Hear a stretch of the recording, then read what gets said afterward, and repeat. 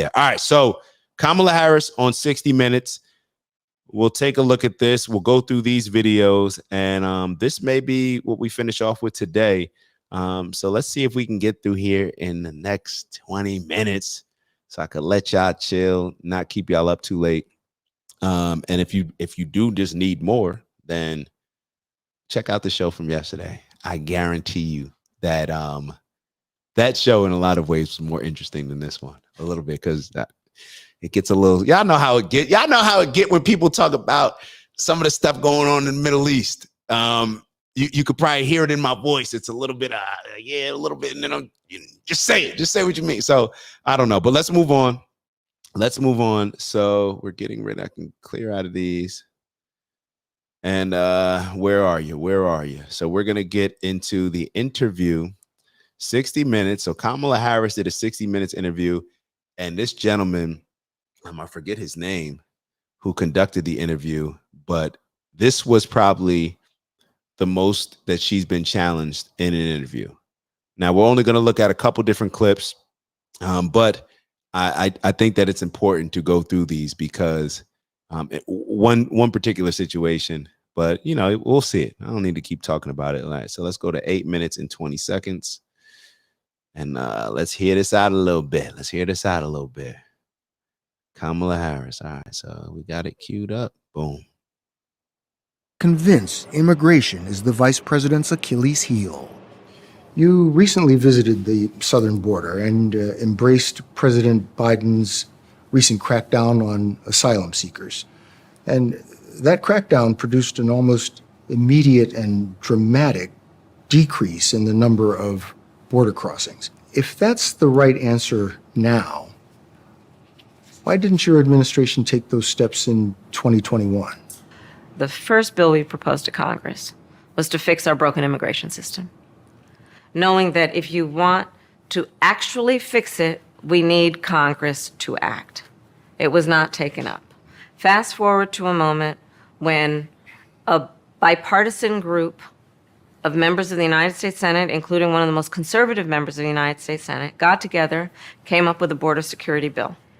Well, guess what happened? Donald Trump got word that this bill was afoot and could be passed, and he wants to run on a problem instead of fixing a problem. So he told his buddies in Congress, kill the bill, don't let it move forward. But I've been covering the border for years, and so I know this is not a problem that started with you. I'm sorry, I got to pause it for a second. The question was, you guys have cracked down on the border. So let's be very clear. The things that she goes to and say, hey, the first thing we wanted to pass was this. Then we did this bipartisan effort, put this plan together, and Donald Trump shut it down. But you still decided now to implement the things that you're implementing now at the border, and you've virtually you stopped it. You stopped it. So she's trying to avoid the question. You guys could have done that still in 2021 and 2022. You could have done that in 2023. But you're just deciding to do it now. That's the question. So I don't know. For years. And so don't let it move forward. But I've been covering the border for years. And so I know this is not a problem that started with your administration. Correct.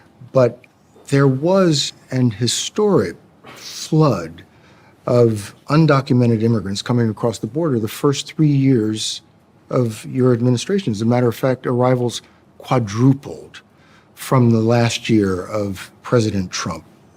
Was it a mistake to loosen the immigration? Did you just hear what he said? The numbers quadrupled. And this is what a lot of slick Democrat and liberal news stations will do. I don't know if you've seen it, but a lot of times they come out and they say, well, the border crossings are actually down now compared to Donald Trump's last year. They're down. Well, yeah, that's because you guys allowed so many people in, got called out about it. Now you decided to finally have a strict end and support the border and allow them to shut it down. But they try to make it seem as if like they'll totally disregard the last 3 years. And this gentleman just said that the numbers were quadrupled. Quadrupled. That is a significant difference. What is quadruple? That's multiplied by 4, right?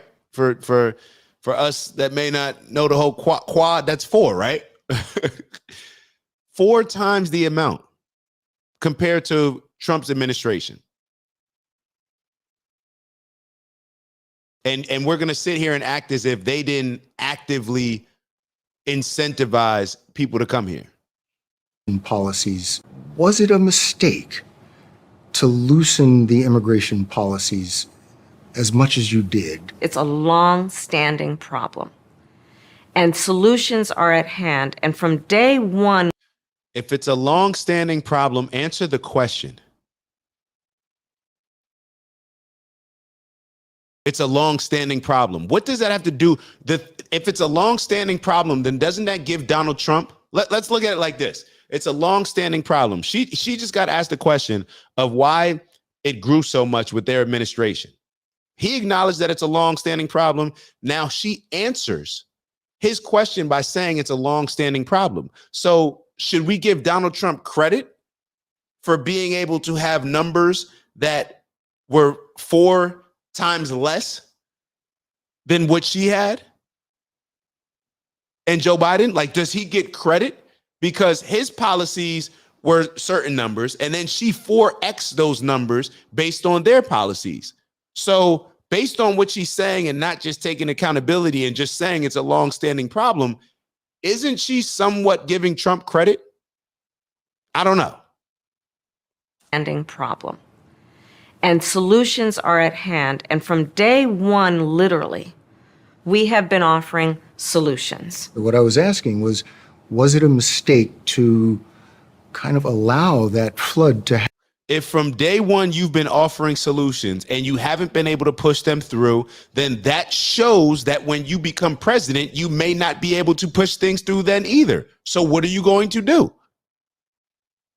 Are you going to sit there and just say, like, could Donald Trump just say, hey, I wanted to fix that? You guys bash him about the border, right? We bash him about saying that the wall. He said he was going to build the wall. He said Mexico was going to pay for it, all this other stuff.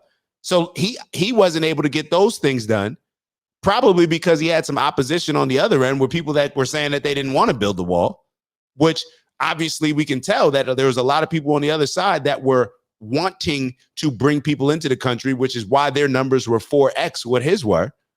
So on one end, you criticize Donald Trump for not being able to get things done, even though he had opposition. However, when it comes to you all not being able to get things done, you use the opposition as an excuse and as a crutch as to a reason why you weren't able to get things done, as to justify or to, I don't know, like to point blame on the other side. But that's not what leaders do, right?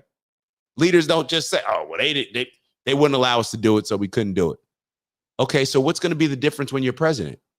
Was it a mistake? We have been offering solutions. What I was asking was it a mistake to kind of allow that flood to happen in the first place? I think the policies that we have been proposing are about fixing a problem, not promoting a problem. Okay? But the numbers did quadruple. And the numbers under your today, watch. because of what we have done, we have cut the flow of illegal immigration by half. But should you we have done cut that? the Should you flow have of done that? fentanyl by half, but we need Congress to be able to act to actually fix the problem. Can I run it back a little bit? Can I run it back a Of couple seconds? fentanyl of illegal immigration by half. But should you we have done cut that? the Should you flow have of done that? fentanyl by half, but we need Congress to be able to act to actually fix the problem. Should you have done that in 2021? How many overdoses would have been prevented with fentanyl? How many communities that we live in wouldn't have been overwhelmed from an infrastructure standpoint with bringing in all of these migrants into these cities that are already overly populated and failing? You saying that you did something in 2024, you trying to claim things for one year for 25% of the time that you were in office. I don't know. Are y'all going for that? Are y'all going for that? And total side note, I just got what you meant, Uncle Brother. I feel like I read that wrong. Biden is bitter about the coup. Yeah, I just had to say that. My fault. I was looking at it. I was like, oh, I think I read that the wrong way. But yeah, are y'all going for this? I don't know. Accused Donald Trump of using racist tropes when it comes to Haitian immigrants in Springfield, Ohio, when it comes to birtherism, when it comes to Charlottesville. In fact, you have called him a racist and divisive. Yet Donald Trump has the support of millions and millions of Americans. How do you explain that? I'm glad you are pointing these comments out that he has made that have resulted in a response by most reasonable people to say it's just wrong. It's just wrong. With so many people supporting Donald Trump, a man you have called a racist, how do you bridge that seemingly unbridgeable gap? I believe that the people of America want a leader who's not trying to divide us. All right, enough of that. All right, so we're going to move on to, there was another point of this that I wanted to show, 16 minutes and 45 seconds. We're going to bring in our buddy, the coach. Can we bring in the coach? Let's bring in the coach. Where he has championed. It's Dak. Just want to thank you for checking out our video and visiting the OG Network. If you enjoyed the video, please make sure that you give us a like. And if you're looking to join a community of inspired individuals striving for purposeful abundance, subscribe. And if you're feeling real generous, share the video with some friends and family. All right, I'll see y'all soon. Ew.